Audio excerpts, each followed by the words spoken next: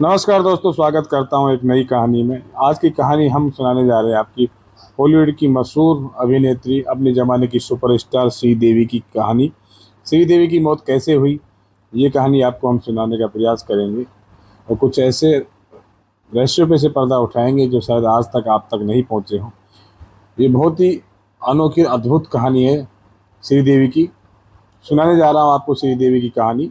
और कहानी में जाने से पहले आपसे अनुरोध है कि चैनल को सब्सक्राइब करें, वीडियो को लाइक करें और वीडियो पसंद आए तो शेयर भी करें। कहानी की शुरुआत होती है 24 फरवरी 2018 को। अचानक दुबई से एक खबर आती है और उस खबर को सुनने के बाद लोगों को विश्वास नहीं होता और खबर के बारे में लोग कहते हैं कि ये झूठ है, ये सच नहीं है, ये झूठी खबर है, अफवाह उड़ाई गई है। लेकिन धीरे धीरे लोगों को यकीन हो जाता है कि वाकई में ये खबर सच्ची है। खबर क्या होती है? खबर ये होती है कि श्रीदेवी की मौत हो गई है दुबई के एक 5 स्टार होटल में। उस बड़े होटल के बाथरूम के टब में डूबने से श्रीदेवी की मौत हो गई, ऐसा उस खबर में बताया गया था। जब ये खबर लोगों के सामने आती है तो लोग इस खबर पे उंगलियां उठाना चालू कर देते हैं। उसी टाइम से वो कहते हैं ऐसा हो नहीं सकता, श्रीदेवी टब में डूब के मर नहीं सकती, शायद कुछ और ही मामला है। लेकिन जब दुबई पुलिस की बात माने तो दुबई पुलिस के अनुसार श्रीदेवी की मौत बाथरूम के टब में डूबने से हुई। लेकिन आप पूरी कहानी पे जब गौर करेंगे और 4 दिन पहले की घटनाओं को देखेंगे तो आपको भी हजम करना मुश्किल हो जाएगा कि वाकई में श्रीदेवी की मौत टब में डूबने से हुई थी या किसी ने उसका मर्डर किया था। कि 5 फुट 7 इंच की इस अभिनेत्री की मौत एक 5 फुट 1 इंच के टब में डूबने से कैसे हो सकती है? आखिर क्या हुआ था उस रात उस होटल में और क्या है इस कहानी की पूरी सच्चाई? जानते हैं पूरी सच्चाई इस वीडियो में। हम आपको ये भी बताएंगे बोनी कपूर ने उस दिन दुबई पुलिस को क्या बयान दिया था। ये पूरा वीडियो देखने के बाद आपको पता लगेगा असलियत क्या है। 1961 में जन्मी श्रीदेवी तमिलनाडु की रहने वाली थी, साउथ इंडिया की, और बहुत ही सुंदर अभिनेत्री थी। 21 फरवरी 2018 को कपूर खानदान के रिश्तेदार मोहित बावरा की शादी दुबई में तय हुई। मोहित कपूर खानदान के अच्छे रिश्तेदार थे और कपूर खानदान हॉलीवुड में अच्छा जाना पहचाना चेहरा था, जिसमें सुपरस्टार अनिल कपूर, संजय कपूर, उसके भाई बोनी कपूर, श्रीदेवी सभी इस खानदान से ताल्लुक़ रखते थे। उन्हीं के रिश्तेदार थे मोहित। और मोहित की जिनसे शादी होने वाली थी वो अनिल अंबानी, रिलायंस ग्रुप के चेयरमैन थे, उनकी पत्नी की भतीजी से शादी होनी थी। ये हाई प्रोफाइल शादी थी। सभी रिश्तेदार वहाँ पर गए हुए थे। बड़े बड़े बिजनेसमैन और हॉलीवुड के सुपरस्टार इस शादी में शामिल होने थे और वो सभी दुबई जाने के लिए तैयारी कर रहे थे। श्रीदेवी अपनी एक बेटी के साथ और अपने पति के साथ दुबई के लिए रवाना हो जाती है। जानवी कपूर जो थी वो धड़क फिल्म की शूटिंग कर रही थी, इस वजह से वो नहीं जा पाती है। 20 तारीख को सभी को शादी में शामिल होना था। शादी के प्रोग्राम में उनके रिश्तेदार के यहाँ शादी थी तो सभी प्रोग्राम को अटेंड भी करना था। इसलिए वो 2 दिन पहले ही दुबई के लिए निकल जाते हैं और 20 तारीख से शादी की तैयारियों में लग जाते हैं। 20 तारीख की शादी की तैयारी जोरों शोरों पर होती है। श्रीदेवी उस प्रोग्राम में खूब चाव से या खूब चॉइस से अपना भाग लेती है और मनीष मल्होत्रा जो फैशन डिजाइनर होते हैं हॉलीवुड के, वो अपने इंस्टाग्राम पर श्रीदेवी अनिल कपूर के साथ एक खुशी जाहिर करने वाली फ़ोटो इंस्टाग्राम पे पोस्ट करते हैं। और जिस दिन शादी होती है उस दिन भी श्रीदेवी दूल्हा दुल्हन और अपने पति और अपनी बेटी के साथ एक फ़ोटो शेयर करती है अपने इंस्टाग्राम पे। और इस शादी में श्रीदेवी अपनी खुशी खूब अच्छी तरह से जाहिर करती है, बहुत खुश नज़र आती है क्योंकि खूब नाचते गाते और शादी को खूब इंजॉय करते हैं।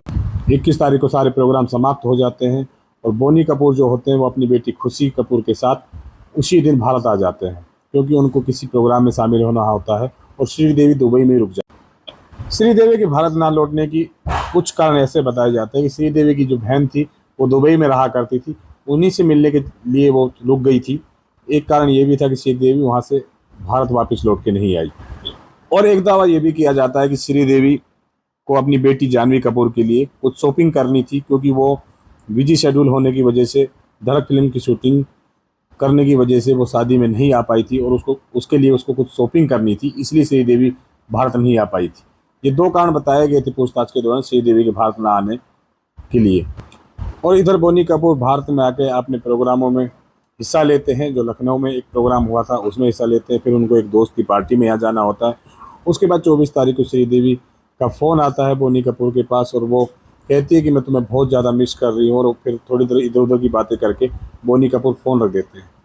श्रीदेवी उसी होटल में रुक जाती है जिसमें उनकी शादी का प्रोग्राम था। उसको 22 101 नंबर कमरा दिया जाता है रहने के लिए। जैसा कि श्रीदेवी फ़ोन पर कहती है बोनी कपूर को कि वो उनको मिस कर रही है, इसीलिए बोनी कपूर श्रीदेवी को सरप्राइज़ देने का फैसला करते हैं और वो श्रीदेवी को बिना बताए 24 फरवरी को इस शाम को ही दुबई के लिए निकल जाते हैं। दुबई के एक अखबार के अनुसार कहा जाता है, बताया जाता है कि बोनी कपूर शाम को 6 बजे होटल में पहुंचते हैं और 2201 नंबर कमरे को खटखटाते हैं और श्रीदेवी कमरे खोलती है और बोनी कपूर को देख के वो सरप्राइज़ हो जाती है और फिर बोनी कपूर इधर उधर की बातें करने लगते हैं और उसके बाद दोनों शाम को डिनर के लिए साथ जाने का फैसला करते हैं। उसके बाद बोनी कपूर उस कमरे में आ जाते हैं और श्रीदेवी भी उस कमरे में मौजूद रहती है। दोनों के बीच काफ़ी देर बातचीत होती है। करीब आधा घंटा बीत जाने के बाद समथिंग 7 बजे श्रीदेवी कहती है मैं डिनर पे जाने से पहले फ्रेश होना चाहती हूँ, नहाना चाहती हूँ, और उतना कह करके बाथरूम में नहाने के लिए चली जाती है। और बोनी कपूर जो होते हैं वो टीवी ऑन करके टीवी देखने लग जाते हैं। करीब 20 मिनट बीत जाने के बाद बोनी कपूर आवाज़ लगाते हैं कि हमें लेट हो रहा है, थोड़ा जल्दी कीजिए, हमें चलना है डिनर के लिए। लेकिन अंदर से कोई आवाज़ नहीं आती। जब आवाज़ नहीं आती तो बोनी कपूर उठ कर बाथरूम के पास जाते हैं। बाथरूम के पास जाकर के वो फिर श्रीदेवी को आवाज़ लगाते हैं, लेकिन इस बार भी उनको कोई आवाज़ अंदर से नहीं आई। फिर बोनी कपूर दरवाज़ा हल्का सा खोल के देखते हैं तो श्रीदेवी उसको कहीं नज़र नहीं आती। तो श्रीदेवी नज़र नहीं आती तो सीधे बाथरूम में घुस जाते हैं। बाथरूम में घुस के उनकी नज़र बाथटब पे पड़ती है जिसमें श्रीदेवी औंधे मुँह पड़ी होती है। बोनी कपूर श्रीदेवी को उठाकर बाथरूम की फर्श पे लिटा देते हैं और कई बार उसको आवाज़ लगाने की कोशिश करते हैं, लेकिन श्रीदेवी के शरीर में कोई हरकत नहीं थी और वो किसी भी आवाज़ का जवाब नहीं दे पाती है।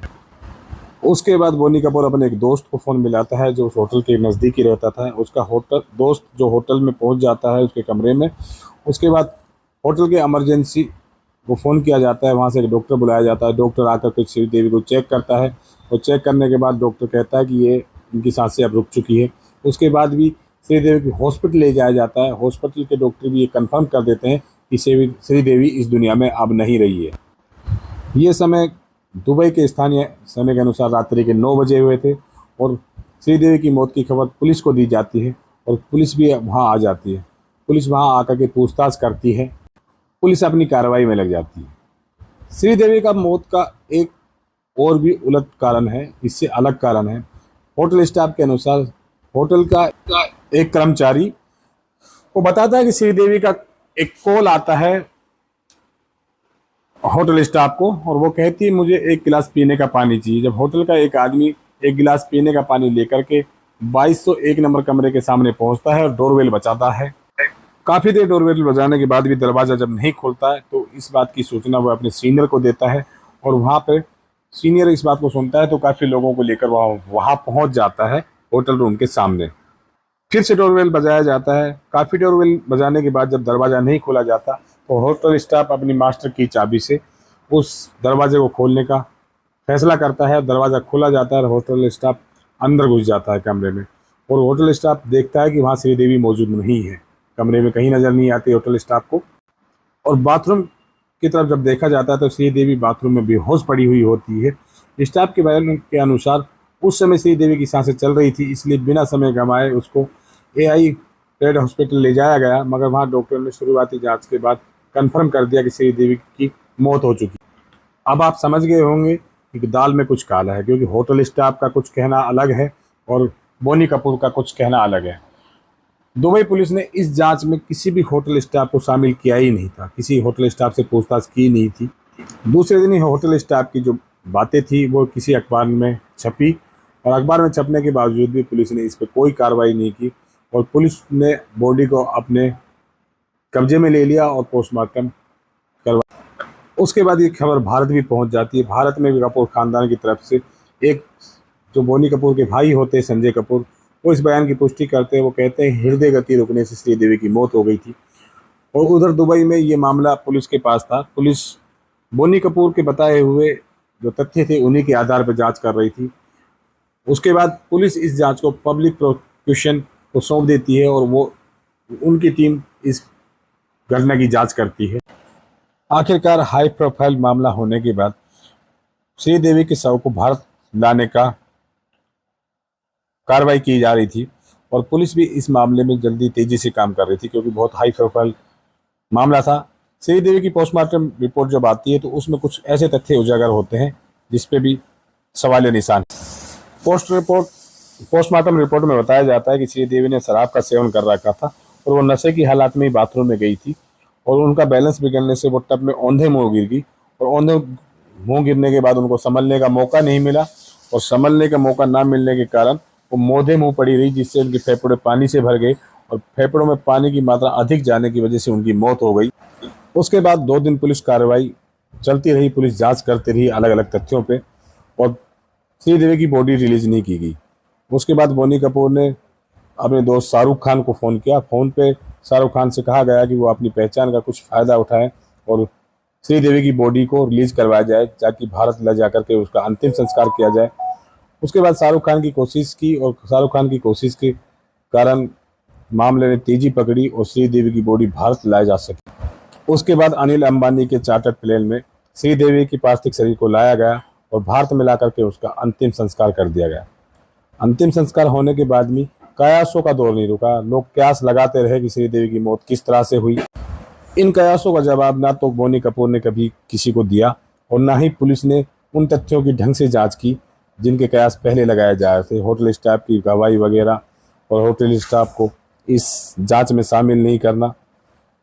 और इन्हीं कयासों के बीच एक कयास ये भी लगाया जा रहा था कि शायद इसी के चलते बोनी कपूर ने उनकी हत्या करवा दी है, किसी ने उसकी हत्या कर दी है, जिसके जवाब आज तक पब्लिक को नहीं मिल पाए। इन्हीं कुछ जांचों में से कुछ सवाल इस तरह के हैं, जैसे बोनी कपूर ने जब श्रीदेवी को टब में डूबा हुआ देखा, उसको फर्श पे लेटाया, तो उसने होटल के इमरजेंसी में फ़ोन करने की बजाय अपने एक दोस्त को फ़ोन किया और उसके दोस्त के होटल में पहुंचने में जो समय ख़राब हुआ, उसी समय में अगर श्रीदेवी को बचाने का प्रयास किया जाता या उसको होटल में इमरजेंसी में फ़ोन किया जाता, डॉक्टर आकर के पहले चेक कर लेते, तो कम से कम उसकी जान बच सकती थी या उसके ज़िंदा होने के कुछ चांस रह सकते थे। श्रीदेवी के बेहोश होने के बाद भी बोनी कपूर ने होटल की मेडिकल टीम से कांटेक्ट नहीं किया, ना ही उसको जल्दी से जल्दी हॉस्पिटल पहुंचाने का प्रयास किया, ना ही पुलिस को इस बात की सूचना दी गई कि ऐसे ऐसे इस घटना हो चुकी है होटल में। इसमें काफ़ी समय बर्बाद किया गया। कुछ लोग ये भी कहते हैं कि श्रीदेवी ने ओमान में अपना एक इंश्योरेंस करवाया था जो 250 करोड़ का था और उसमें ये शर्त थी कि अगर श्रीदेवी की मौत दुबई में ही होती है तो उसके परिवारजन को 250 करोड़ रुपए मिलेंगे। इसी दावे के साथ सुनील सिंह ने हाई कोर्ट में और फिर सुप्रीम कोर्ट में श्रीदेवी की मौत की इंडिपेंडेंट जांच करवाने की अर्जी भी डाली, मगर उस अर्जी को खारिज कर दिया गया। फिर भी इस इंश्योरेंस वाली थ्योरी ने और इंश्योरेंस के दुबई वाली शर्त के सिरे से नकारा नहीं जा सकता। इस थ्योरी में कुछ हैरान करने की बात यह भी है कि कभी कोई स्पष्ट जवाब बोनी कपूर का इस इंश्योरेंस की थ्योरी पे नहीं आया, ना ही दुबई पुलिस का इसमें जांच करने की कोई जहमत उठाने की कोशिश की। और भी कई तथ्य सामने आए, जैसे कि संजय कपूर ने बताया था कि श्रीदेवी की मौत हृदय गति रुकने से हुई। बाकी पोस्टमार्टम में ये पता लगा कि श्रीदेवी की मौत बाथटब में डूबने से हुई, फेफड़ों में पानी भरने से हुई। और एक थ्योरी ये भी है कि श्रीदेवी की जो हाइट थी वो 5 फुट 7 इंच की थी और वहाँ किसी भी टब की जो हाइट है वो 5 फुट 1 इंच थी। तो 5 फुट 1 इंच के टब में 5 फुट 7 इंच की व्यक्ति कैसे डूब सकती है? या तो कोई उसको और कोई कंट्रोल कर रहा था या डुबोने की कोशिश कर रहा था। एक इस थ्योरी को भी यहाँ बल मिलता है। बहुत से सवाल हैं जो बार बार श्रीदेवी की मौत पे उंगली उठाते हैं, जैसे कि बोनी कपूर और उसकी बेटी दोनों श्रीदेवी को वहाँ अकेला छोड़कर भारत आ गए और जब श्रीदेवी की बेटी हिंदुस्तान पहुँच गई और उस बेटी खुशी को छोड़ करके बोनी कपूर अकेले ही वापस चले जाते हैं। ये कई तरह के खुलासे हैं, जैसे पुलिस की जांच भी उसमें अधूरी रही। पुलिस ने होटल स्टाफ वगैरह को किसी को शामिल नहीं किया जांच में, ना बोनी कपूर ने इमरजेंसी वार्ड में फ़ोन करके मेडिकल टीम बुलाई। और श्रीदेवी की ये भी करीबी लोगों का ये भी कहना है कि श्रीदेवी शराब पीती थी, लेकिन बहुत कम मात्रा में। ऐसा भी हो सकता है कि श्रीदेवी को ज़बरदस्ती शराब पिलाई गई हो और टब में डुबोकर मार दिया। जैसा कि पहले बताया गया था कि श्रीदेवी अपनी बहन से मिलने और अपनी बेटी के लिए शॉपिंग करने के लिए दुबई में रुकी है, लेकिन श्रीदेवी अपने होटल के रूम से एक बार भी बाहर नहीं गई। वो ना अपनी बहन से मिलने गई, ना अपनी बेटी के लिए शॉपिंग करने गई। ये कई ऐसे तथ्य हैं जो श्रीदेवी की मौत की कहानी को उलझाते हैं। जब कई विशेषज्ञों की इसमें राय ली गई तो विशेषज्ञों ने भी ये बताया कि 5 फुट 1 इंच के टब में श्रीदेवी को जब भी डूब सकती है जब उसके कोई पैर पकड़ के उठा ले या पैर पकड़ के उसको डुबोने की कोशिश करे। और श्रीदेवी के इस मामले में ये भी बात सामने आई कि बोनी कपूर जब अचानक वहाँ श्रीदेवी के पास पहुँचते हैं और श्रीदेवी का कमरे का दरवाज़ा खटखटाते हैं तो श्रीदेवी दरवाज़ा खोलते हैं तो शायद वहाँ पे कोई और व्यक्ति मौजूद था जिसके साथ श्रीदेवी थी। इस बात से भी गुस्सा होकर कि बोनी कपूर उसको मार सकते हैं। जितने मुँह उतनी बातें मिलती हैं, लेकिन इस बात की सच्चाई तो या तो बोनी कपूर जानते हैं या श्रीदेवी जानती थी कि आखिर में हुआ क्या था। दोस्तों, ये कहानी लोगों द्वारा सुनी है मैंने और पढ़ी है, वो कहानी आपको सुनाने का मैंने प्रयास किया है। आप सोच सकते हैं कि इस कहानी में कितने घुमाव हैं, कितने मोड़ हैं। आखिर श्रीदेवी की मौत की सच्चाई क्या है, ये तो ऊपर वाला जाने या श्रीदेवी जाने या बोनी कपूर जाने। हम छोड़ जाते हैं आपको इसी सवालों के साथ इसी कहानी में, और कल मिलते हैं आपको एक नई कहानी के साथ, नई स्टोरी के साथ। जब तक के लिए जय हिंद, जय भारत। सावधान रहिए, सतर्क रहिए। और क्राइम स्टोरी आपके लिए लेके आएंगे कल ठीक 8 बजे। जय हिंद।